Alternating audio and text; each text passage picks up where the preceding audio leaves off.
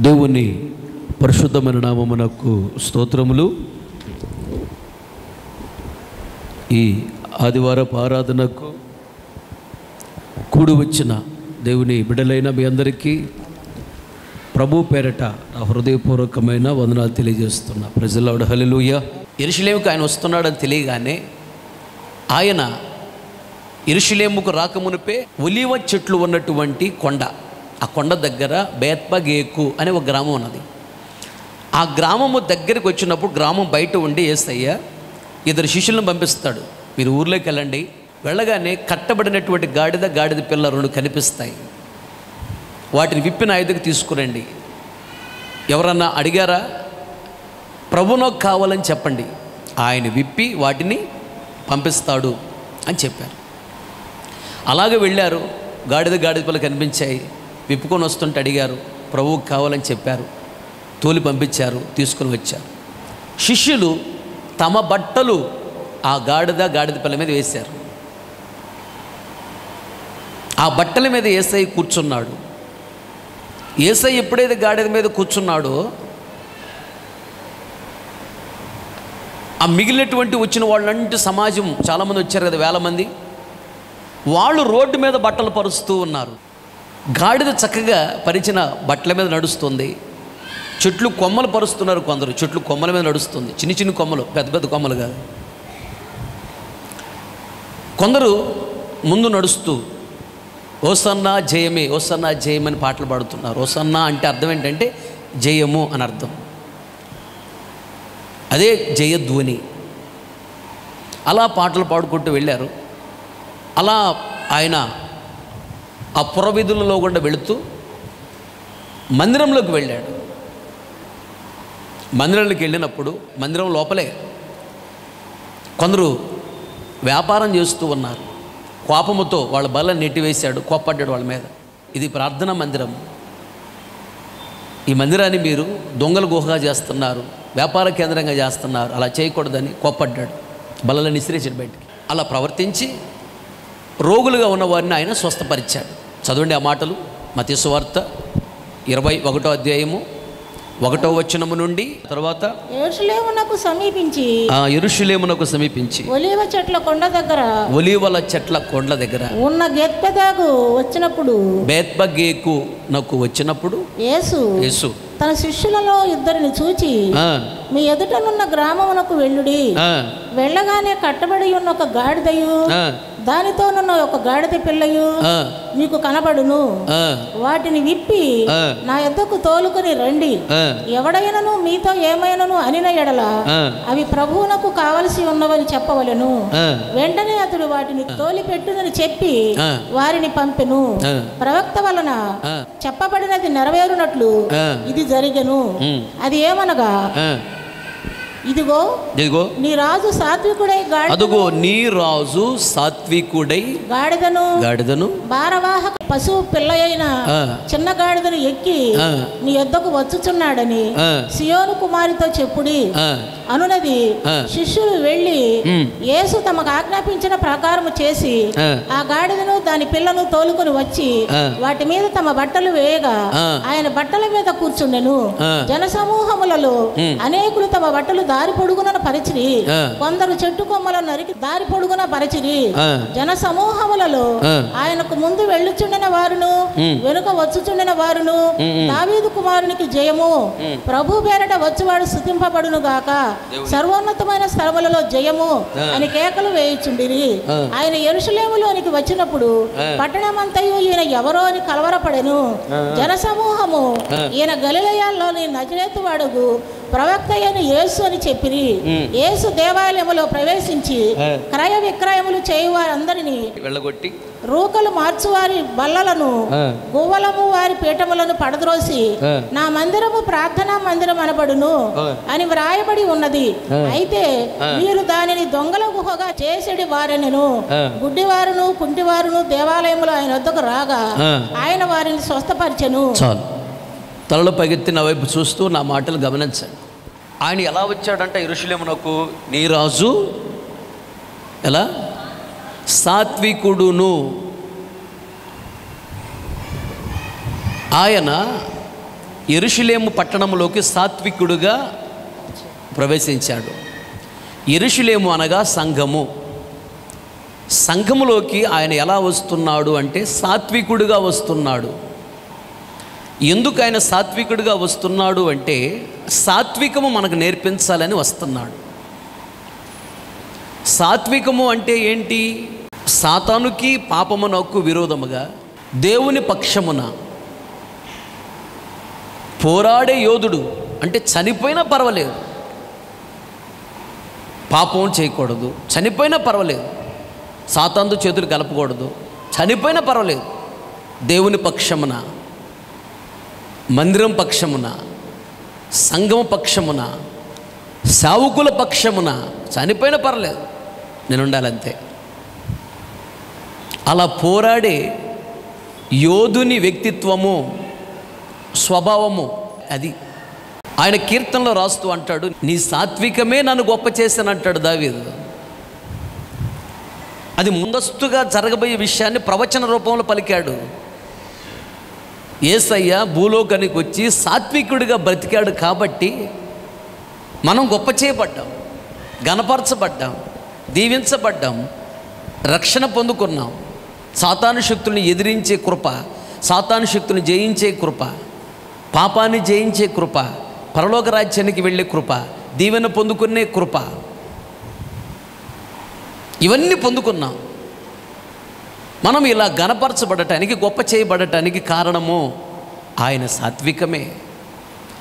ఆయన సాత్వికం మనం నేర్చుకుంటే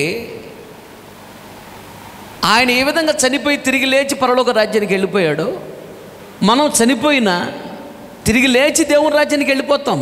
ఆమేన్. లేదా ఆయన మధ్యాకాశానికి వచ్చినప్పుడు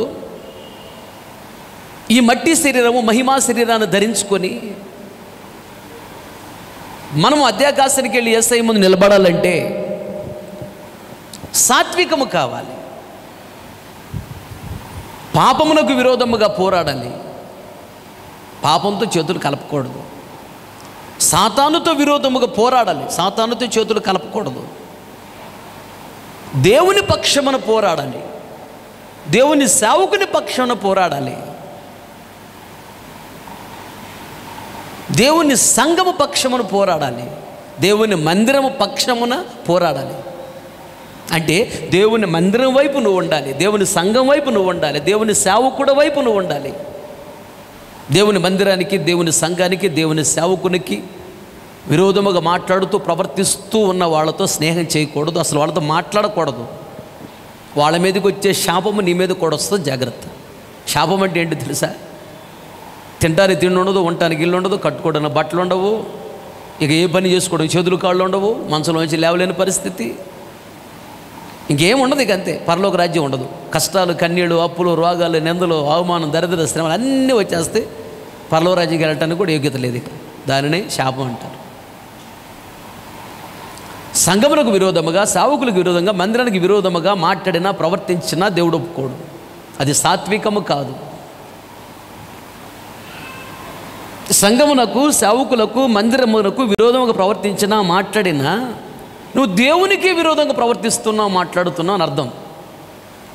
అపోస్తలుడైన పౌలు కాకమున్నప్ప ఆయన పేరు సౌలు. దేవుని బిడ్డలను పట్టుకొని తీసుకొని వచ్చి అధికారులకు అప్పగిస్తూ ఉండేవాడు. దమస్కు అనే పట్టణానికి వెళుతున్నప్పుడు సమీపించాడు, పట్టణానికి దగ్గరగా వెళ్ళాడు. సాయంత్రం 3 ఆ టైంలో ఆకాశం నుండి సడన్గా ఒక వెలుగు తన మీదకి ప్రకాశించింది. చూశాడు, పడిపోయాడు. సౌలా సౌలా అనే స్వరం విన్నాడు, ఆకాశం నుండి రావటం. నువ్వెవడవే అంటున్నాడు. ఎంత గర్వం వచ్చుడు. అప్పుడు దేవుడేమన్నాడు, నువ్వు హింసిస్తున్నా యేసుని. సౌలు హింసిస్తుంది ఎవరిని? దేవుని బిడ్డలను, సంఘాన్ని. సంఘానికి విరోధముగా ఉన్నాడు, సేవకులకి విరోధంగా ఉన్నాడు. దేవుడే ఉన్నాడు, నీవు నన్ను హింసిస్తున్నావు. సంఘాన్ని కాదు, సేవకులు కాదు, మందిరాన్ని కాదు, నువ్వు హింసించేది నన్ను. నువ్వు కన్నీళ్ళు పెట్టించేది ఎవరిని? సేవకులను కాదు, సంఘాన్ని కాదు, ఎవరిని? దేవుడు అంటున్నాడు, నన్నే. ఇప్పుడు దేనికి ఎదురు తన్నుతున్నావు? మునికోనలకు ఎదురు తన్నుతున్నావు. అంటే ముళ్ళుకి ఎదురు తన్నిది ఏమైంది? తన్నితే ఏమైద్ది? లోతుగా గుచ్చుకొని పోతాయి. బాధ భయంకరంగా ఉండిద్ది. మామూలుగా గుచ్చుకునేది వేరు, గిట్టిగా తన్నితే గుచ్చుకునేది వేరు. లోతుకి వెళ్ళిపోతాయి. చేతలారు నువ్వే తెచ్చిపెట్టుకుంటున్నావు సౌలా. నా బిడ్డలకు విరోధంగా మాట్లాడినా, నా సంఘానికి విరోధంగా మాట్లాడినా, సేవకులకు విరోధంగా మాట్లాడి ప్రవర్తిస్తున్నావు. నువ్వేం చేస్తున్నావు నీకు అర్థం కావట్లేదు. మనోనేత్రం మోయబడిని. జాగ్రత్త, ముళ్ళుకి ఎదురు తన్నుతున్నావు, లోతుగా గుచ్చుకుంటాయి. భయంకరమైన శ్రమ. ఆ మనసు మానుకో, సరి చేసుకో. దేవుడు గద్దించాడు, దేవుడు మాట్లాడగానే సరి చేసుకున్నాడు. ప్రపంచంలో గొప్ప దైవజనుడు అయ్యాడు. దేవుడు మాట్లాడుతున్నాడు, మీలో ఒకడున్నాడు నన్ను అప్పగించబోతున్నాడు అని దేవుడు అన్నాడు, మాట్లాడాడు. ఇస్కరియోతు యోధ సరి చేసుకున్నాడా? సరి చేసుకోలే. ఏమైపోయాడు? పతనం అయిపోయాడు. సరి చేసుకున్నవాడు సౌలు గొప్పవాడు అయ్యాడు. అపోస్తలుడు పౌలు అయ్యాడు.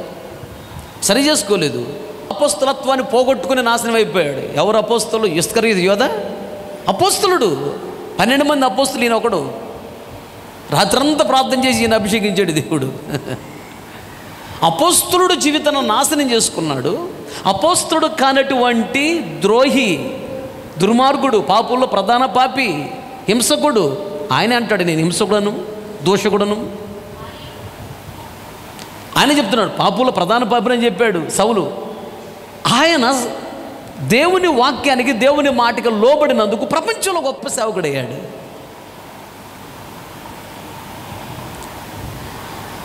సాత్వికం అంటే అదే. సావుకునికి విరోధంగా కాదు, సావుకునికి సపోర్టుగా, సంఘానికి సపోర్టుగా, మందిరానికి సపోర్టుగా, దేవునికి సపోర్టుగా ఎన్ని వచ్చినా నిలబడాలే. అదే సాత్వికం.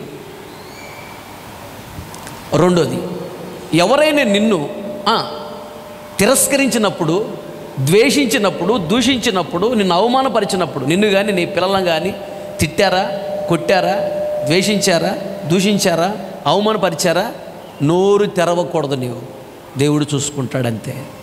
నోరు తెరిచి తగాదులు పెట్టుకోగాక. అది సాత్వికము కాదు. యేసుప్రభుని కొట్టారు, తిట్టారు, నిందించారు, అవమానపరిచారు. ఏసై కొట్టాడా? ఏసై తిట్టాడా? ఏసై శపించాడా? నోరు తెరవలేదంట. అదే సాత్వికం. ఆయన సాత్వికుడిగా వస్తున్నాడు సంఘములోకి, సాత్వికం నేర్పించటానికి. సాత్వికమే నిన్ను గొప్ప చేస్తుంది. సాత్వికమే పరలోక రాజ్యాన్ని తీసుకెళ్తుంది. సాత్వికమే సాతాను శక్తిని జయాన్ని ఇస్తుంది. సాత్వికం అంటే ఏంటి చెప్తున్నాను. రెండోదిగా, సాత్వికం అంటే నిన్ను తిరస్కరించినప్పుడు, నిన్ను ద్వేషించినప్పుడు, నిన్ను హింసించినప్పుడు, దూషించినప్పుడు, అవమానపరిచినప్పుడు వారి మీద కక్షాద్వేషాన్ని గుండెలో ఉంచుకోకూడదంట. పగ, ప్రతీకారము గుండెల్లో ఉంచుకోకూడదంట. పగ తీర్చుకోవాలి. ఎప్పుడు దొరుకుతాడా పగ తీర్చుకోవాలని ఎదురు చూస్తున్నావంటే నీలో సాత్వికము లేదు. దేవుని రాజ్యంలో ప్రవేశించలేవు, దేవుని దీవెనలు పొందలేవు. జాగ్రత్త. సాత్వికము అంటే ద్వేషించిన, దూషించిన, హింసించిన, తిరస్కరించిన, అవమానపరిచిన, కన్నీళ్ళు పెట్టించిన, దుఃఖపరిచిన దీవించు అంతే. పగ, ప్రతీకారం గుండెలో ఉంచుకోకూడదు. కక్ష ద్వేషాన్ని గుండెలో ఉంచుకోకూడదు. అది సాత్వికం. మూడోదిగా, సాత్వికం అంటే అర్థం ఏంటంటే, కష్టాలు వచ్చినా, కన్నీళ్ళు వచ్చినా, నిందలు ఎదురైనా, అవమానం ఎదురైనా, దరిద్రత ఎదురైనా, కరువు ఎదురైనా, ఏది ఎదురైనా ఇదంతా నా మంచి కోసమని నమ్మి మందిరాన్ని విడిచిపెట్టకుండా, వాక్యాన్ని విడిచిపెట్టకుండా, ప్రార్థన విడిచిపెట్టకుండా, దేవుని విడిచిపెట్టకుండా, సేవకుల సహవాసాన్ని విడిచిపెట్టకుండా, ఏది జరిగినా నా మంచికే, దేవుడు ఏది చేస్తే నాకు మేలే చేస్తాడు, కీడు చేయడు, దీని వెనక ఏదో మేలు దాగి ఉన్నది అని నువ్వు ముందుకు సాగిపోవటమే సాత్వికం. ఆగిపోకూడదు. ఏది జరిగినా నా మంచికే నమ్మాలంతే. అదే సాత్వికం. నాలుగోదిగా, సాత్వికం అంటే అర్థం ఏంటంటే, నాకు ఏమీ తెలియదు, నేను నేర్చుకోవాలి అనే మనసు కలిగి ఉండటమే సాత్వికం. ఆదివారం నేను చెప్పిన వాక్యం మనసు మీద పడుకొని సీడీ పెట్టుకొని చిన్న బాక్సు వాక్యం వింటా ఉన్నాడు.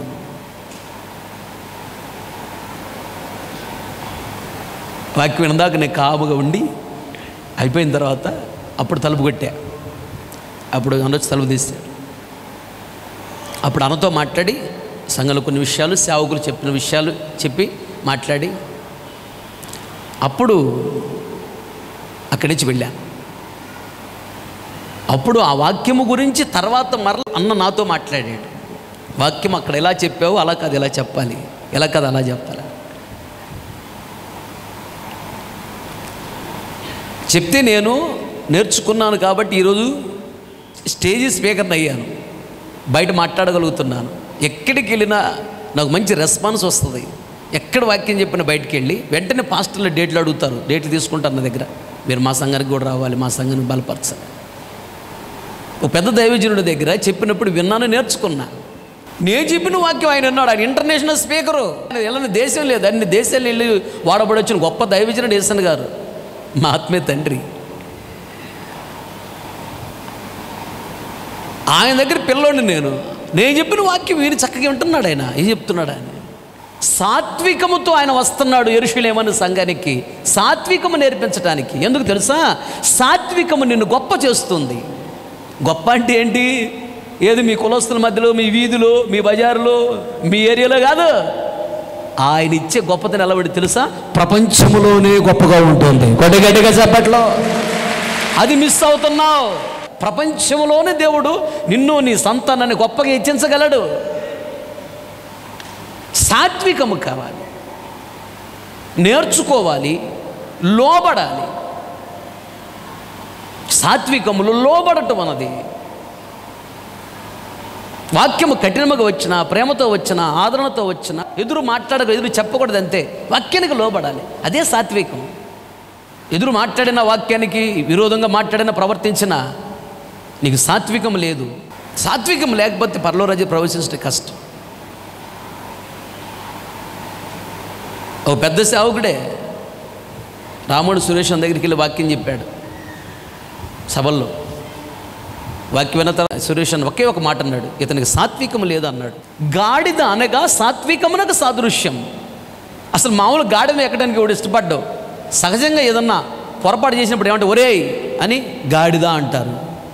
అంటే సమాజంలో గాడిద అంటే చిన్నచూపు చూస్తారు, చి వరస్ట్ గాడిద. పెద్ద పెద్దోళ్ళు గాడిద మీద ఎక్కడో, గుర్రం మీద ఎక్కేవాళ్ళు, గాడిదలు వాడరు. ఆ మురికి బట్టలు మోయటానికి, ఆ పనికి మన్నట్టు మోసుకొని బాటను గాడిదలు వాడతారు, గుర్రాలు వాడరు. గొప్ప గొప్ప వాళ్ళు గుర్రాన్ని వాడతారు.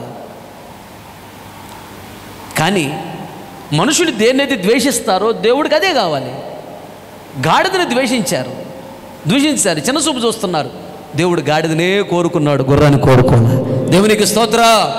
నిన్ను చిన్న చూపు చూస్తున్నారేమో, నిన్ను తక్కువ అంచనా వేస్తున్నారేమో, నీకు విలువ ఇవ్వటం లేదని బాధపడుతున్నావేమో, నాకు ఏమీ లేదని బాధపడుతున్నావేమో, పేదరాళ్ళని, పేదవాడనని, చదువు లేదని, జ్ఞానం లేదని, ఆస్తులు ఇవ్వని, అంతస్తులు ఇవ్వని ఎగతాళి హేళంగా మాట్లాడుతున్నారు, చిన్న చూపు చూస్తున్నా, బాధపడుతున్నావేమి? నీవే దేవునికి కావాలి.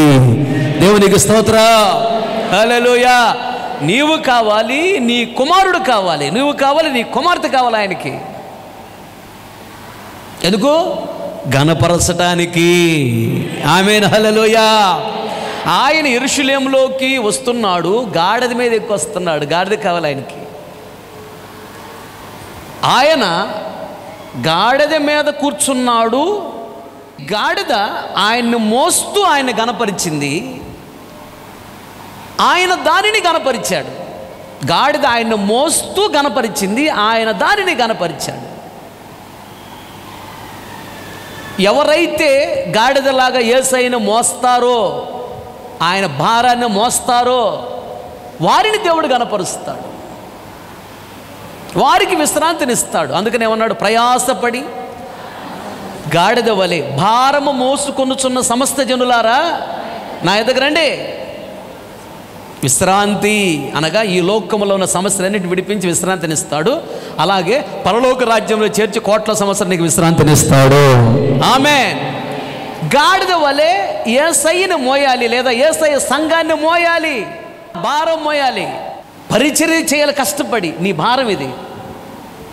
నువ్వు కష్టపడి సంపాదించిన సంపాదన ఖర్చు పెట్టాలి, ఇది భారం. ప్రార్థన చేయాలి, ఇది నీ భారం. ఉపవాసం ఉండాలి, ఇది నీ భారం. అనేక మంది దేవుని వద్దకు తీసుకురావాలి, ఇది భారం. గాడిద యేసయ్య భారాన్ని మోసింది.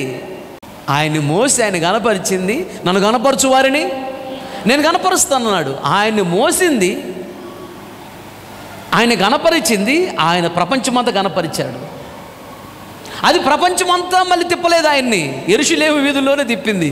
కానీ యేసయ్య ఇచ్చిన ఘనత ఎలా ఉంది? ప్రపంచమంతా యేసయ్య దాన్ని గనపరిచాడు. అక్కడ గాడిద మోసిన భారము తక్కువ, గాడిద అక్కడ యేసయ్యని గనపరిచిన విధానము తక్కువే. కానీ యేసయ్య ఇచ్చిన ఘనత చాలా ఎక్కువ. ప్రపంచమంతా గనపరిచాడు. అది ప్రపంచమంతా యేసయ్యని తిప్పలా, యెరూషలేము వీధుల్లోనే ఆయన భారాన్ని మోస్తూ ఆయన గనపరిచింది. ప్రపంచమంతా గాడిదని గనపరిచాడు. సంఘ భారం మోయాలి, భారము కలిగి ఉండాలి. ఈరోజు ఉదయం దర్శనంలో సాతానుగాడు సంతోషంగా మేళతాళాలతో వస్తున్నాడు మన దగ్గరికి. అంటే అర్థం ఏంటి? ఈ మీటింగ్స్ జరగబోతున్నాయి కదా, ఎట్లాగన్నా మీటింగ్స్ని ఆపాలని, ఏదేదో చేయాలని వస్తున్నాడని ప్రార్థన చేయమని ప్రభు బయలుపరిచాడు. ఆటంకపరచాలని సాతానుగాడు వస్తున్నాడు. చాలా ఉజ్జీవంగా వస్తున్నాడు, పాపం ఉత్సాహంగా వస్తున్నాడు. దెబ్బలు పడితే సంగతి తెలియట్లే వాడికి. అంతిమ విజయం మనదే. మన దేవుడు సర్వశక్తి గల దేవుడు, రోషము గల దేవుడు, పరాక్రమశాలి, దహించు అగ్ని, యోరాగోత్రపు కొదమ సింహము. సైతానుగాడిని తుక్కు ఓడిస్తే ఆ కృపను దేవుడు మనకు అనుగ్రహించునుగాక. ఆమె ఆ అభిషేకము దేవుడు మనకు అనుగ్రహించునుగాక. ఆమె త్వాగ ముడుచుకొని సైతానుగాడు పారిపోవాలి. సైతానుగాడు మూమెంట్స్ అన్నీ మనకు అర్థమవుతాయి, ప్రభు బయలుపరుస్తాడు. కనుక గాడిద ఆయన్ని భారాన్ని మోసింది, ప్రపంచమంతా గాడిదని కనపరిచాడు. ఆ గాడిద మనమే. ఆయన భారాన్ని మోయాలి, సంఘ భారాన్ని మోయాలి. నీ కుటుంబం భారం మోస్తున్నావు, పిల్లల భారం మోస్తున్నావు, నీ భర్త భారాన్ని మోస్తున్నావు, భార్య భారాన్ని మోస్తున్నావు, అక్క చెల్లెల భారాన్ని మోస్తున్నావు. మరి సంఘ భారాన్ని మోయవా? మోయాలి. కష్టపడి వాల్ పోస్టులు వేస్తున్నావు అంటే నువ్వు దేవుని భారాన్ని మోస్తున్నావు అని అర్థం. కష్టపడి ఎండలో వచ్చి పరిచర్య చేస్తున్నావు అంటే దేవుని భారాన్ని మోస్తున్నావు. నువ్వు కష్టపడి సంపాదన పరిచర్యకి ఇస్తున్నావు అంటే నువ్వు దేవుని భారాన్ని మోస్తున్నావు. ప్రార్థన చేస్తున్నావు అంటే నువ్వు దేవుని భారాన్ని మోస్తున్నావు. ఉపవాసం ఉన్నావు సంఘం కొరకంటే నువ్వు దేవుని భారాన్ని మోస్తున్నావు. కనుక నీ భారాలన్నీ దేవుడు తొలగిస్తాడు, నీకు విశ్రాంతినిస్తాడు, పరలోక రాజ్యం ఇస్తాడు. అంతేకాదు ప్రపంచమంతా దేవుడు నిన్ను గణపరచగలడు. ఆమె హల్లెలూయా. ఎలా గణపరిచింది గాడిదంటే, యేసు ప్రభువుని వెంబడిస్తున్న శిష్యులు వారి బట్టలు గాడిద మీద వేశారంట. అప్పుడు యేసయ్య డైరెక్ట్ గాడిద మీద కూర్చోలా. ఎప్పుడైతే యేసు ప్రభువుని వెంబడిస్తున్న శిష్యులు తమ బట్టలు గాడిద మీద వేశారు, గాడిద మీద ఉన్న బట్టల మీద యేసయ్య కూర్చున్నాడు. జాగ్రత్తగా గమనించిన వాక్యాన్ని. అంటే యేసు ప్రభువుని వెంబడిస్తున్నటువంటి శిష్యులు ఉన్నారే, వారి బట్టలను ధరించుకున్నది గాడిద. బట్టలంటే ఏమని చెప్పాను? స్వభావము. యేసు ప్రభువుని వెంబడిస్తున్నటువంటి శిష్యుల బట్టలు ధరించుకున్నది గాడిద. ఆయన గణపరిచే ముందు అనగా యేసు ప్రభువుని వెంబడిస్తున్నటువంటి సేవకుని యొక్క ఆ స్వభావాన్ని నువ్వు ధరించుకోవాలి. మేలు చేసే స్వభావం, సహించుకునే స్వభావం, భరించే స్వభావం, క్షమించే స్వభావం.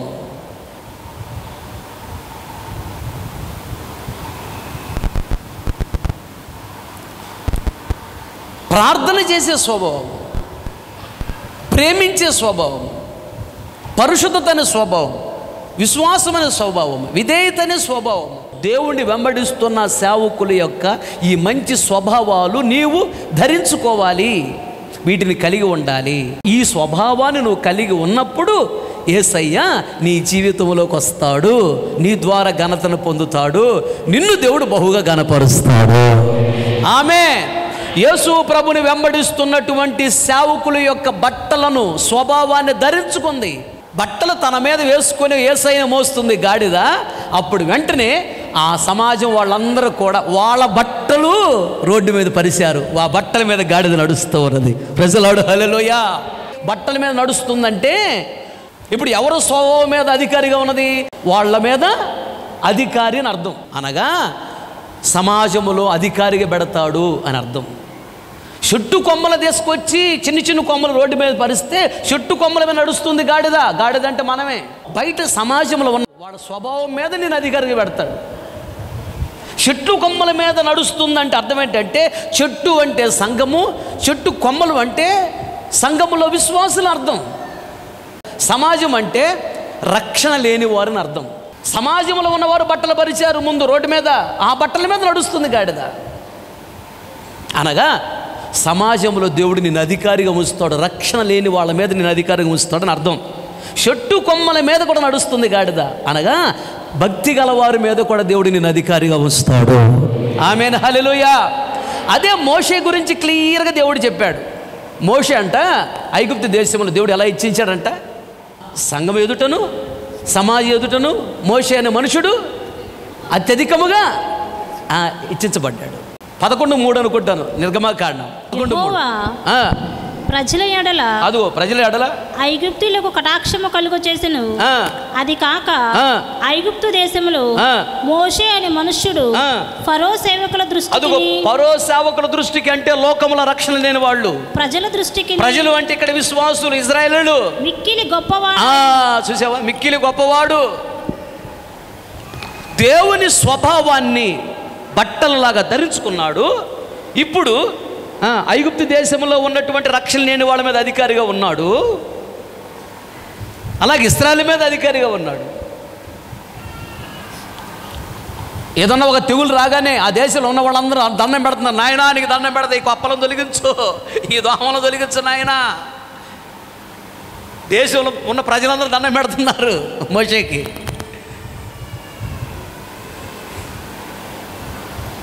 కనుక గాడిద సమాజం యొక్క బట్టల మీద నడుస్తుంది. అనగా రక్షణ లేని వాళ్ళ మీద అధికారం ఇస్తాడు దేవుడు నీకు. నువ్వు ఉద్యోగం చేస్తున్న చోట, వ్యాపారం చేస్తున్న చోట ఎవరైతే అన్యులు ఉన్నారో, రక్షణ లేని వాళ్ళు ఉన్నారో వాళ్ళ మీద దేవుడు నేను అధికారిగా పెట్టబోతున్నాడు. ఆమేన్ హల్లెలూయా. అలాంటి ఉద్యోగాలు ఇస్తాడు, అధికారిగా పెడతాడు నిన్ను. కంగారు పడకు. దేవునికి స్తోత్రం. చెప్పాలి గట్టిగా హల్లెలూయా. తర్వాత కొద్ది మాట చదువు ముగించుకుందాం. తర్వాత నెక్స్ట్ మత్తయి సువార్త 21వ అధ్యాయము 12వ. యేసు దేవాలయములో ప్రవేశించి క్రయ విక్రయములు చేయు వారందరిని వెళ్ళగొట్టి రోగులు మార్చు వారి బల్లలను, గువ్వలమ్ము వారి పీఠంలోని పడద్రోసి నా మందిరము ప్రార్థనా మందిరం అనబడును అని వ్రాయబడి ఉన్నది. అయితే చాలు, తలల పైకెత్తిన వైపు చూస్తూ నా మాటలు గమనించు. యేసయ్య 2024 సంవత్సరాల క్రితం ఇదే దినమున యెరూషలేములోకి వెళ్ళి మందిరం దగ్గరికి వెళ్ళాడు. మందిర ఆవరణంలోనే వ్యాపారాలు జరుగుతున్నాయి. ఉగ్రుడయ్యాడు. ఎంత సాత్వికుడో, సంఘానికి, సేవకు, మందిరానికి విరోధంగా ప్రవర్తిస్తే అంత ఉగ్రుడు అవుతాడు. అంత కోపం వచ్చింది ఆయనకి. వ్యాపారం చేసే వాళ్ళందరూ పోవాటికే నెట్టేశాడు. మందిరము అనగా మన హృదయమే దేవునికి ఆలయము మందిరం. మన హృదయములో వ్యాపారం అనే మనస్సు ఉండకూడదు. అంటే దాని అర్థం ఏంటంటే దేవుణ్ణి అడ్డం పెట్టుకొని ఏదో సంపాదించుకోవాలనే మనసు నీకు ఉండకూడదు. యథార్థంగా సేవ చేస్తే, యథార్థంగా భక్తి చేస్తే దేవుడు దీవిస్తాడు. దేవుడు అన్నేస్తుడు కాదు. అలాగే మందిరము బయటే, మందిర ఆవరణములో కూర్చొని వ్యాపారం చేయకూడదు. ఒక ఆవిడ ఉండేది అంతకుముందు, ఆ పిల్లల దగ్గర కూర్చొని బోర్లు అమ్ముకుంటా ఉంటే నేను చెప్పానమ్మా, మందిరం బయట అమ్ముకో, మందిరం లోపల ఆవరణంలో అమ్మకూడదు, వ్యాపారం చేయకూడదు. ఇది వాక్యానికి విరుద్ధం. నువ్వు బయట వెళ్ళి కూర్చోపోమ్మన్నా. అన్న నేను ఒక్కదాన్ని ఎన్ని చెప్పొద్దు, అది నీకే శాపం. నువ్వు ఇక్కడ కూర్చొని వ్యాపారం చేస్తున్నావు, బయటకు వెళ్ళి బయట వ్యాపారం చేసుకో. మందిర ఆవరణములో, మందిరంలో వ్యాపారం చేయకూడదు, బయట చేసుకు వెళ్ళిపోన్నాను. నేను చెప్పింది మంచి మాట చెడ్డమాట? మంచి మాటే కదా. మందిరం మానేసింది. అలాంటి వాళ్ళు రాకపోయినా పర్వాలేదు.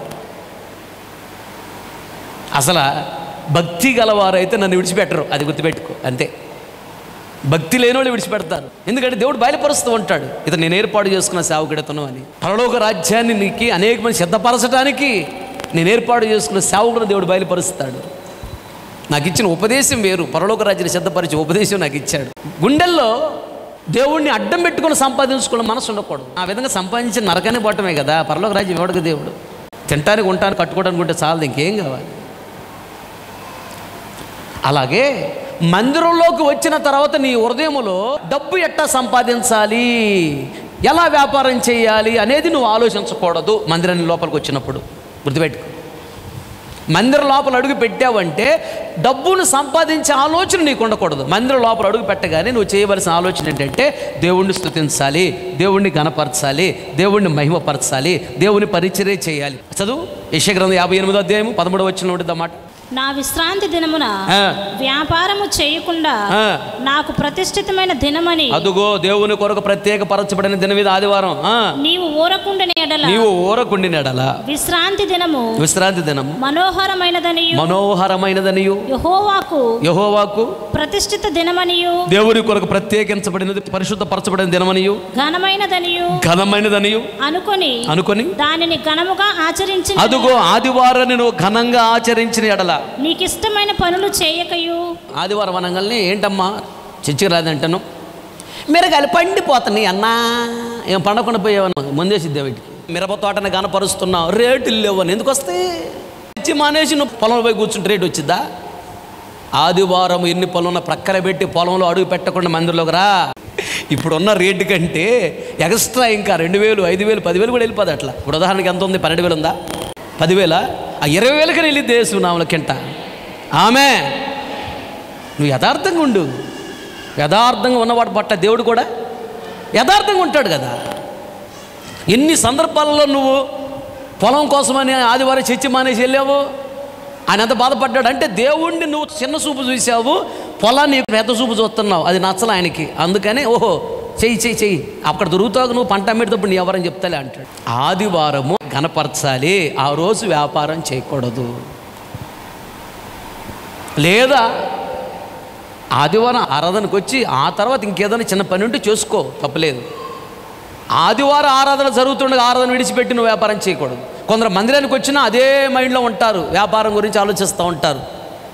మిరగాయలు ఆడేసి ఇచ్చాను, పొలంలో మిరగాయలు ఎట్టున్నాయామో, అయ్యో నాయన ఏదన్నా జంతువులు వచ్చినాయామో, తొక్కుతున్నాయామో, ఇంకేది రోజులు తొక్కుతున్నాయి, మనసంతా పొలంలో ఉండిద్ది.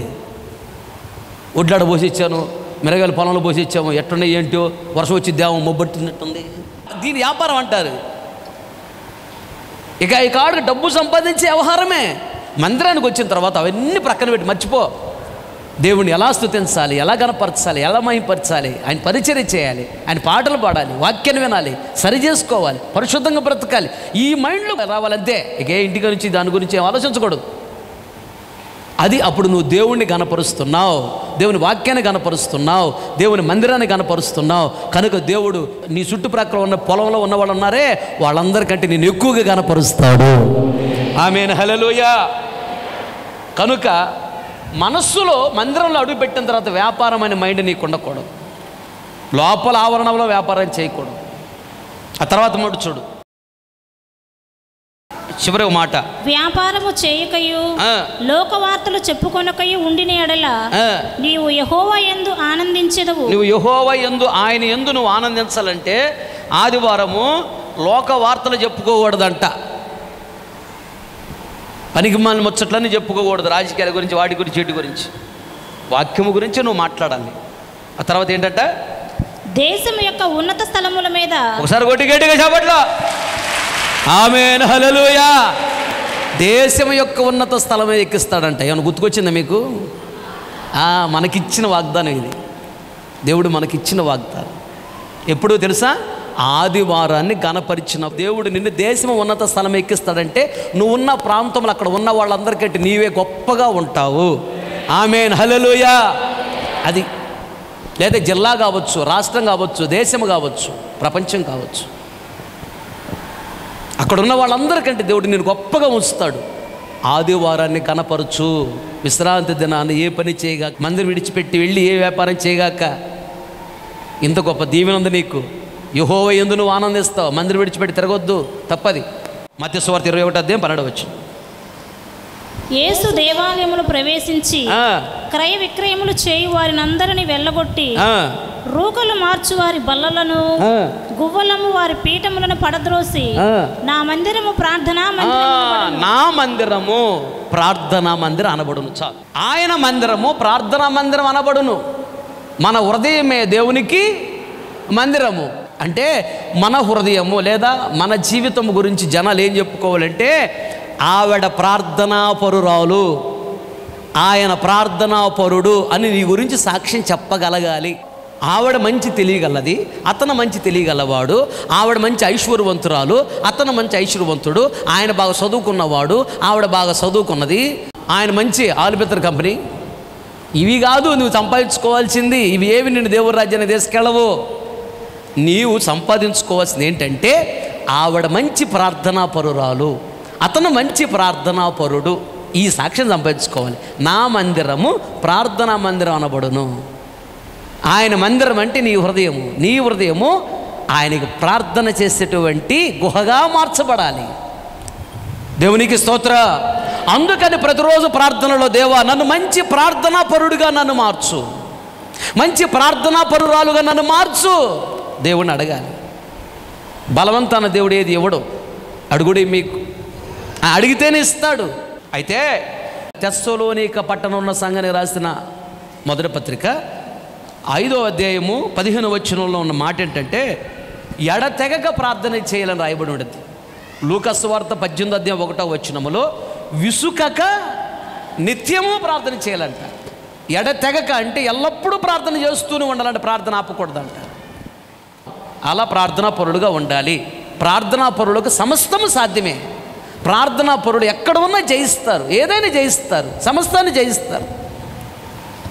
మన బనగానపల్లిలో ఒక లాడ్జిని తీశారు. మొదటి రోజు వాక్యం చెప్పి వచ్చిన తర్వాత పడుకున్నా 3 గంటలకి కల వచ్చింది. ఏంటి కల అంటే, ఆ లాడ్జి కూలిపోయినట్టు కల వచ్చింది. దెబ్బకి లేచి కూర్చున్నాను. లేచి ఒకసారి డోర్ చూసి బయటకు వచ్చేసా. భూకంపం వచ్చింది ఏమోనని. మంచి నిద్రలో ఉన్నా, ఏం రాలా.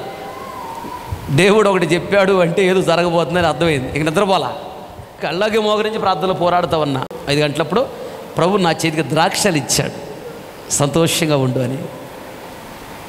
అది తొలగిపోయిందని సంతోషించాను. తొలగిపోయింది. భయపడవలసిన అవసరం లేదు. ప్రార్థనే మన ఆయుధం.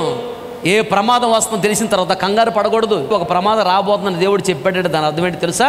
నువ్వు ప్రార్థన చేస్తే నేను తప్పిస్తా అని అర్థం. ప్రార్థన చేయకపోతే వాడు జయిస్తాడు, ప్రార్థన చేస్తే నువ్వు జయిస్తావు. ప్రార్థన చెయ్యి. దేవునికి స్తోత్రం. ఆ తర్వాత 13వ వచనం చూడమ్మా, ముగించుకుందాం. అయితే మీరు దానిని దొంగల గుహగా చేసి, ఆయన మందిరాన్ని దొంగల గుహగా చేయకూడదంట. దొంగల గుహ అంటే దొంగలు దాక్కునే చోటు. మన హృదయము దేవునికి మందిరము. మన హృదయములో దేవుడు ఉండాలని ఆశపడుతున్నాడు. ఇది దేవుని యొక్క ఆలయము, దేవుని మందిరము మన హృదయం. కానీ నీ హృదయాన్ని దొంగ అనే సాతానికి ఆలయముగా మార్చకూడదు. మన హృదయములో దేవుడు వచ్చి నివసించేటట్లుగా మన హృదయాన్ని మనం మార్చుకోవాలి. సాతాను వచ్చి మన హృదయంలో నివసించేటట్లుగా మన హృదయాన్ని సాతానుకు అనుకూలంగా మార్చకూడదు. దేవుడు వచ్చి మన హృదయంలో నివసించినట్లుగా దేవునికి అనుకూలంగా మన హృదయాన్ని మార్చుకోవాలి. ఆమేన్. అందరూ చెప్పండి ఆమేన్. అలా మార్చుకోవాలి. ఆ దొంగనే సాతానుగాడు స్వభావం మన హృదయంలోకి రాకూడదు. నా మందిరాన్ని దొంగల గుహగా చేస్తున్నారు మీరు, జాగ్రత్త అన్నాడు. ఆయన మందిరం అనే మన హృదయంలో సాతానుకు చోటు ఉండకూడదు. సాతాను దాగి ఉండటానికి వాడికి అనుకూలమైన వాతావరణం ఉండకూడదు. దేవుడు వచ్చి మన హృదయంలో నివసించేటట్లుగా మన హృదయాన్ని దేవునికి అనుకూలంగా మనం మార్చుకోవాలి. సాతాను స్వభావం మన గుండెల్లో ఉండకూడదు. అంటే దొంగ స్వభావం నీ గుండెల్లో ఉంటే సాతాను కూడా వస్తాడు గుండెల్లోకి. దొంగ స్వభావం ఉండకూడదు. ఏంటి దొంగ స్వభావము? దొంగ ఏం చేస్తాడు? చదువు మలకి గ్రంథం 3వ అధ్యాయము. మానవుడు దేవుని యొద్ద దొంగిలునా? మానవుడు దేవుని దగ్గరే దొంగతనం చేస్తున్నాడంట. అయితే మీరు నా యొద్ద దొంగిలితిరి. మీరు నా దగ్గర దొంగతనం చేశారు. దేని విషయంలో మేము నీ యొద్ద మేము ఏ విషయంలో దొంగతనం చేసామయ్యా? మీరు మమ్మల్ని దొంగలు అంటున్నారు ఏంటయ్యా అంటావు దేవుణ్ణి. దేవుడు అంటున్నాడా? 10వ భాగమును ప్రతిష్ఠిత అర్పణములను ఇయ్యక 10వ భాగము ఇవ్వని వారు దొంగలంట. ఎవరన్నారు ఈ మాట? అమ్మా దేవుడు అన్నాడు. అంటే వాళ్ళ హృదయము దొంగ అనే సాతానికి ఆలయము, దేవునికి ఆలయం కాదు. నేను దేవుని బిడ్డని అని చెప్పుకుంటున్నావు. దేవుడు అంటున్నాడు, నువ్వు నా బిడ్డ కాదు, నువ్వు సైతాన్ని బిడ్డవి. నువ్వు నా కుమార్తెవు కాదు, నా కుమారుడు కాదు.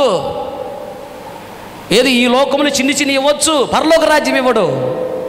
నీకు రావాల్సిన గొప్ప గొప్ప దీవెనలు ఆగిపోతున్నాయి, నువ్వే పోగొట్టుకుంటున్నావు చేతలారా. ఈ చిన్ని చిన్ని ఉన్నాయి కదా, పర్లేదు అనుకుంటున్నావు. పెద్దవి ఉన్నాయి, ఇంకా గొప్ప గొప్ప రాబోతున్నాయి నీకు, నువ్వే ఆపుకుంటున్నావు. మరి ఎవరి దగ్గర నేర్చుకుంటున్నావు నాకు అర్థం కావట్లేదు. నేను దశంభాగం తీస్తా, నువ్వు దశంభాగం ఇస్తే ఏం జరిగిందో చూడు. అక్కడ దేవుడు మాట తప్పుతాడా? నా మందిరముల ఆహారమున్నట్లు 10వ భాగం అంతా మీరు నా మందిరపు నిధిలో నా మందిరంలోకి తీసుకునిరా. దీన్ని చేసి మీరు నన్ను శోధించిన ఎడల అంటే నాకు ప్రార్థన చేసిన ఎడల నేను ఆకాశపు వాకిండ్లను విప్పి ఇచ్చి నువ్వు మౌనంగా ఉండకూడదు.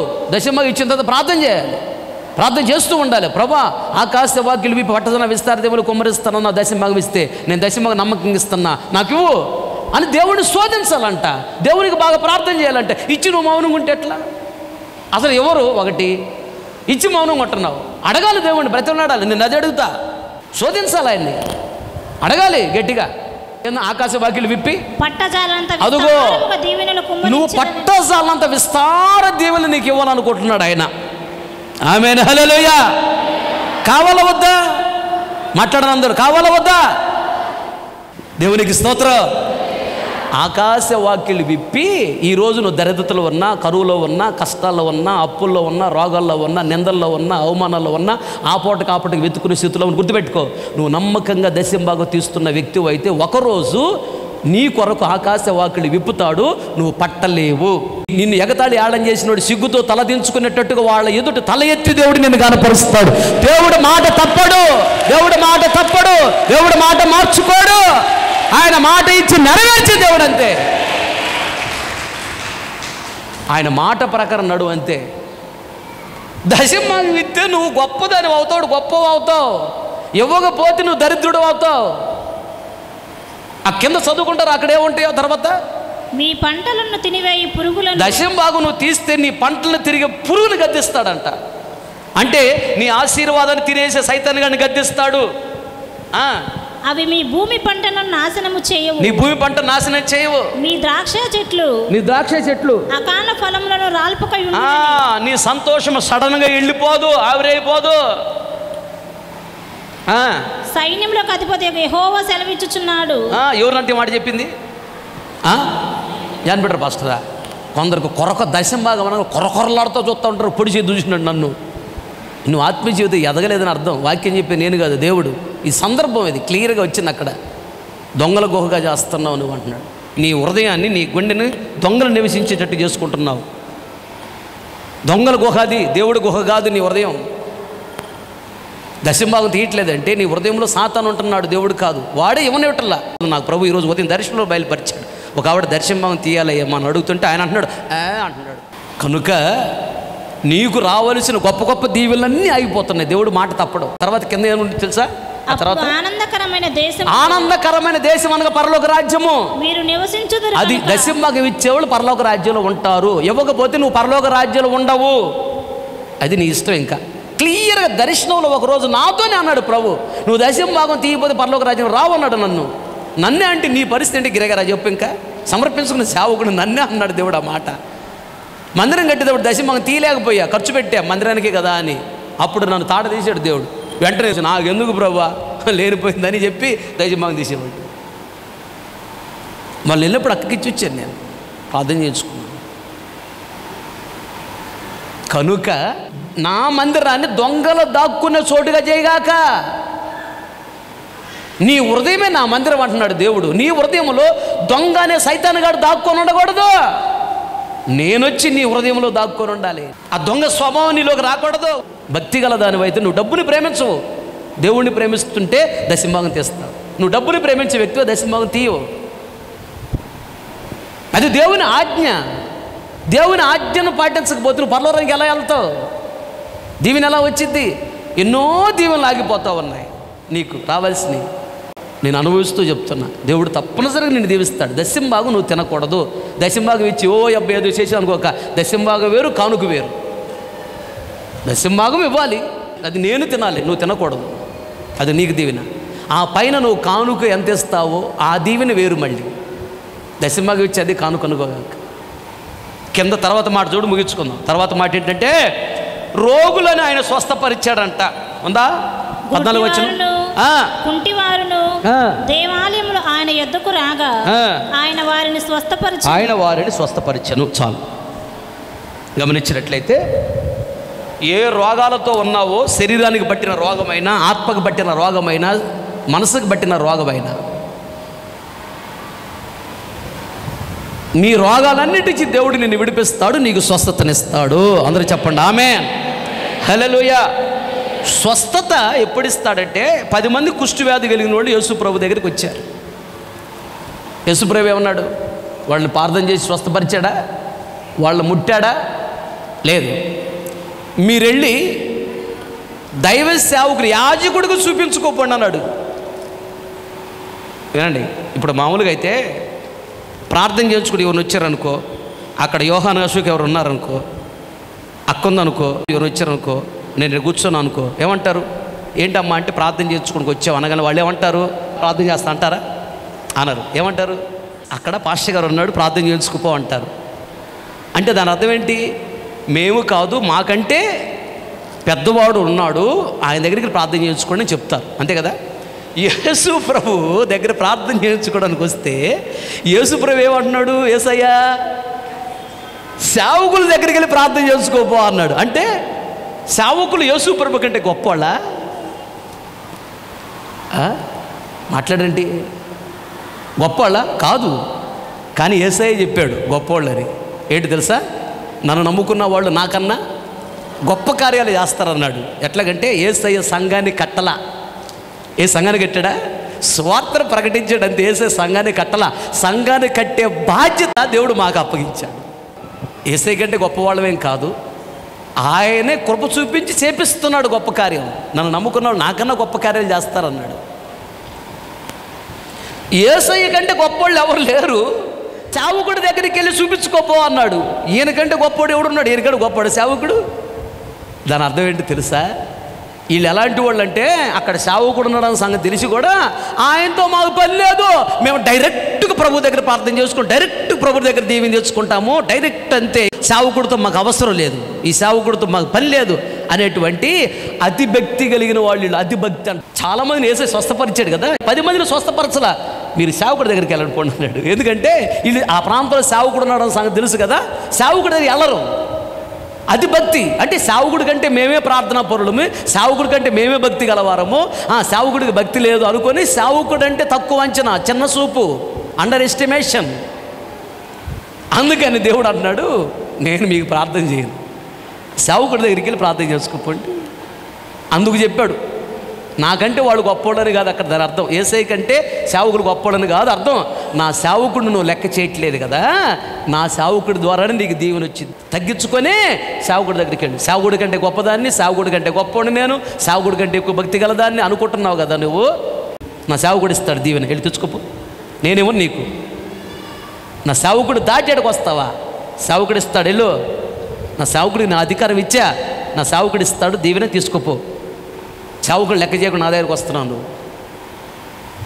అందుకు వాళ్ళ దగ్గర పంపించాడు. ఈ 10 మంది ఏందయ్యా నీకంటే గొప్పవాడు ఆయన, మాకు తెలియదు ఆయన ఎవరు, మా ఊర్లో పుట్టి పెరిగినోడేగా, మాకు తెలియదా ఆయన అక్కడ ప్యాకెట్ ఆడాడు, అక్కడ బీడీలు తాగాడు, అక్కడ అది చేసాడు అని చెప్పొచ్చు. వీళ్ళు ఆ ఊర్లో పుట్టి పెరిగినోడే కదా అందరూ, చెప్పొచ్చుగా. చెప్పారా? ఏం చెప్పలా, గతాన్ని చూడలా. ఒకప్పుడు గతము ఆయనకు ఉంది, దేవుని రక్షణ పొందక మునుపు చెడ్డ అలవాట్లు ఆయనకు ఉన్నాయి. ప్రభువులోకి వచ్చిన తర్వాత దేవుని కొరకు రోషంగా బ్రతుకుతున్నాడు. ఏం చెప్పలా. వీళ్ళంట యేసయ్య ఆ మాట చెప్పగానే నువ్వు గొప్ప దేవుడు అని, దైవ కుమారుడు అని, నువ్వు అద్భుతాలు చేస్తావని, ఆశ్చర్యకాలు చేస్తావని నీ దగ్గరికి వస్తే నువ్వు ఆయన దగ్గర బామంటే ఏందయ్యా, నువ్వు దేవుడు కుమారుడు, ఆయన ఎదురు మాట్లాడలా. ఏం మాట్లాడకుండా మీరు యాజకుడి దగ్గరికి వెళ్ళి చూపించుకోపోండి అనగానే ఆ మాటకి లోబడి వెళ్ళారంట. వెళుతూ ఉండగా స్వస్థత కలిగింది. దేవునికి స్తోత్ర, హల్లెలూయా. అనగా దేవుని మాటకి లోబడ్డారు, స్వస్థత వచ్చింది. లోబడటంలోనే స్వస్థత ఉంది. నువ్వు లోబడకపోతే ఏ దీవెన పొందలేవు. సేవకుని మాటకి లోబడితే, దేవుని మాటకి లోబడితే, వాక్యానికి లోబడితే, వాక్యమే దేవుని మాట. నువ్వు వాక్యానికి లోబడ్డావు అంటే దేవుని మాటకు లోబడ్డావు కనుక నీకు స్వస్థత శీఘ్రముగా వస్తుంది, దీవెన శీఘ్రముగా వస్తుంది. మోకరించి ప్రార్థన చేసుకో. సర్వశక్తి కనికరం గల దేవా స్తోత్రం, ఎంతైనా నమ్మదగిన దేవుడవు. ఇదిగో ప్రభువా, ఈ మధ్యాహ్న కాల సమయంలో ఆత్మస్వరూపికి మా మధ్యకు దిగి వచ్చి మీ దాసుడుగా నన్ను మరుగుపరచి సంఘముతో బహుతేటగా సూటిగా ఆదరిస్తూ ఓదారుస్తూ బలపరుస్తూ తృప్తిపరుస్తూ సేద తీరుస్తూ హెచ్చరిస్తూ మీరు మాట్లాడిన ప్రతి మాటను బట్టి నీకు స్తోత్రాలు చెల్లిస్తున్నాం. 2024 సంవత్సరాల క్రితము గాడిద మీద సాత్వికుడుగా మీరు యెరూషలేములో ప్రవేశించారు. యెరూషలేము సంఘములో కూడా సాత్వికం మాకు నేర్పించాలని సంఘంలో మీరు ప్రవేశించారయ్యా. అందుకు స్తోత్రాలు చెల్లిస్తున్నాం. సాత్వికం మాకు నేర్పించి మమ్మల్ని గొప్పవారిగా మార్చాలని, మీ రాజ్యాన్ని యోగ్యులుగా మార్చాలని దేవా మీరు చేసిన ఈ కార్యాన్ని బట్టి నీకు స్తోత్రాలు చెల్లిస్తున్నాం. స్తోత్రం స్తోత్రం. అలాగే ప్రభువా యేసయ్య, నిన్ను వెంబడిస్తున్నటువంటి సేవకుల బట్టలను గాడిద ధరించుకున్నది. ఆ బట్టల మీద యేసు రాజా మీరు కూర్చున్నారు. ఆ తర్వాత గాడిద బట్టలను ధరించింది, అలాగే అనేక మంది బట్టల మీద నడిచింది. నీ భారం మోసింది, నిన్ను కనపరిచింది. కనుక ప్రపంచమంతా గాడిద కనపరచబడిందని మీరు మాకు తెలియజేస్తూ వచ్చారు. ఎవరైతే సంఘ భారం మోస్తారో వారే ప్రపంచమంతా కనపరచబడతారని, వారు విశ్రాంతిని పొందుతారని, విశ్రాంతిని పరలోక రాజ్యంలో ప్రవేశిస్తారని మీరు మాట్లాడిన మాటలను బట్టి స్తోత్రం. బట్టలను ధరించింది, బట్టల మీద నడిచింది గాడిద. నిన్ను వెంబడించే సేవకుల యొక్క స్వభావాన్ని నేర్చుకొని అలా నడుచుకోవాలి. అప్పుడే రక్షణ అయినటువంటి వాళ్ళ మీద అధికారిగా ఉంటామని, కొమ్మలు అనగా రక్షించబడిన వాళ్ళ మీద అధికారిగా ఉంటామని, సమాజంలో వారు అనగా రక్షణ లేని వాళ్ళ మీద అధికారిగా మేము ఉంటామని నిన్ను వెంబడించినటువంటి సేవకుల స్వభావాన్ని మేము కలిగి ఉండాలని నేర్పించినందుకు స్తోత్రం స్తోత్రం. దేవా, మందిరంలో క్రయ విక్రయములు జరగకూడదన్నారు. ప్రభు, మందిరంలో వ్యాపారం చేయకూడదు, లేదా ఆదివారం మందిరం జరుగుతూ ఉండగా ఎక్కడికి వెళ్ళి మందిరం మానేసి వ్యాపారం చేయకూడదని, లేదా మందిరం మానేసి డబ్బు సంపాదించుకోవడానికి వెళ్ళకూడదని, అది వ్యాపారం అని అవి మానేసి ఆదివారం తప్పనిసరిగా మందిరంలో గడపాలని, అలా చేసినట్లయితే దేవా దేశం యొక్క ఉన్నత స్థలం మీద ఎక్కిస్తానని మీరు వాగ్దానపూర్వక మాట్లాడుతూ వచ్చారయ్యా. స్తోత్రాలు చెల్లిస్తున్నాం. అలాగే నా మందిరం ప్రార్థన మందిరం అనబడును అన్నారు. దేవా, మా హృదయము నీకు మందిరము తండ్రి, మా జీవితమే నీకు మందిరం ప్రభువా. అయితే దేవా, ప్రార్థన పరుడు ప్రార్థన పర్రాలు అని అనిపించుకోవాలి. మేము ఏదేదో పెద్ద పెద్ద క్రెడిట్లు సంపాదించుకోవడం కాదు కానీ, బిరుదులు సంపాదించుకోవడం కాదు కానీ, అవి ఏవి మీ రాజ్యాన్ని తీసుకుని రాలేవు ప్రభువా. తండ్రి, ప్రార్థన పరుడు ప్రార్థన పర్రాలని బిరుదుని మేము సంపాదించుకోవాలని మీరు నేర్పించినందుకు స్తోత్రం. మందిరాన్ని దొంగల గుహగా చేయకూడదు, దొంగనే సైతానుగాడు మా గుండెల్లో నివసించేటట్లుగా మీరు ప్రవర్తించకూడదని, దశంభాగం తీయని వారు దొంగలు అని ప్రభువా, దేవుని మందిరానికి ఇవ్వవలసిన డబ్బులు వాళ్ళు తింటున్నారు, దొంగతనం చేస్తున్నారని మీరు మాట్లాడుతూ వచ్చారు.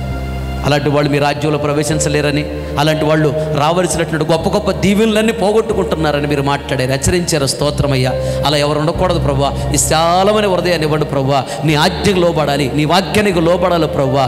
తండ్రి, దశభాగం నమ్మకంగా తీయాలి ప్రభువా. తీసి ఆకాశ వాకిళ్ళి పట్టజన విస్తార దీవెనలు కుమ్మరిస్తున్నాన్నారు కదా, ఆ దీవెనలకు అందరినీ యోగ్యులుగా మార్చమని నేను అడుగుతున్నాను ప్రభువా. ఈ పంటలను బహుగా దీవించమని నేను అడుగుతున్నానయ్యా. పంటలు తిరిగి పురుగును గద్దించమని అడుగుతున్నానయ్యా. ద్రాక్ష రాలిపోకూడదు, ఎల్లప్పుడూ ద్రాక్ష ఉండాలి. ద్రాక్షను సంతోషం ప్రతి ఒక్కరి జీవితంలో, ప్రతి ఒక్కరి ఇంటిలో, ప్రతి ఒక్కరి వ్యాపారంలో, ప్రతి ఒక్కరి ఉద్యోగంలో ద్రాక్షను సంతోషము ఉండాలి. ఆనందకరమైన దేశం అనగా పరలోక రాజ్యములో ఈ బిడ్డలందరూ కుటుంబ సమేతంగా ఉండాలి ప్రభువా. అలా దీవించమని అడుగుతున్నా. ఆత్మను శరీరాన్ని ప్రాణాన్ని స్వస్థపరచమని అడుగుతున్నానయ్యా. వాక్యానికి లోబడిన వారికే స్వస్థత. 10 మంది కుష్ఠరోగులు నీ మాటికి లోబడి వెళ్ళారు సేవకుని దగ్గరికి, స్వస్థత పొందారని. అలాగే వాక్యానికి ఎవరైతే లోబడతారో, దేవ మీ సేవకుని మాటికి ఎవరైతే లోబడతారో, యేసయ్యా నీ మాటికి ఎవరైతే లోబడతారో వాళ్ళు శరీరానికి ప్రాణానికి ఆత్మకి స్వస్థత కలుగుతుందని మీరు మాతో మాట్లాడుతూ వచ్చారు. వెత్తబడిన వాక్యం వరా కాకూడదు. విన్న ప్రతి గుండెల వాక్యాన్ని స్థిరపరిచి వాక్యానుసారం జీవితం అనుగ్రహించండి. బయలుదేరి వెళుతున్నారు మీ సన్నిధిలో సముఖాన్ని తోడుగా ఉంచండి. సకాలంలో క్షేమ గమ్యం చేరటని కృప చూపించండి. నామానికి మాత్రమే మై తెచ్చుకోమని యేసు నామములో అడిగి పొంది ఉన్నాము తండ్రి, ఆమేన్. మన తండ్రి అయిన దేవుని ప్రేమ, కుమారుడైన యేసుక్రీస్తు వారి కృప, పరిశుద్ధాత్ముని అన్యోన్య సహవాసము సన్నిధి సముఖం చేరిన మనకు ప్రపంచంలో సకల కోటి పరిశుద్ధులందరికీ, మరి ముఖ్యంగా వాక్యాన్ని విని తీర్మానం చేసుకున్న ప్రతి ఒక్కరి దృష్టి ఉంచి ఆశీర్వదించి అంతవరకు దేవుడు నడిపించునుగాక. ఆమేన్. హల్లెలూయా హల్లెలూయా. ఇంతటితో ఆదివారం ఆరాధన ముగించబడింది. ఓపికతో వాక్యం మీ అందరికీ ప్రభు పేరట నా హృదయపూర్వకమైన వందనాలు తెలియజేస్తూ ఉన్నాను.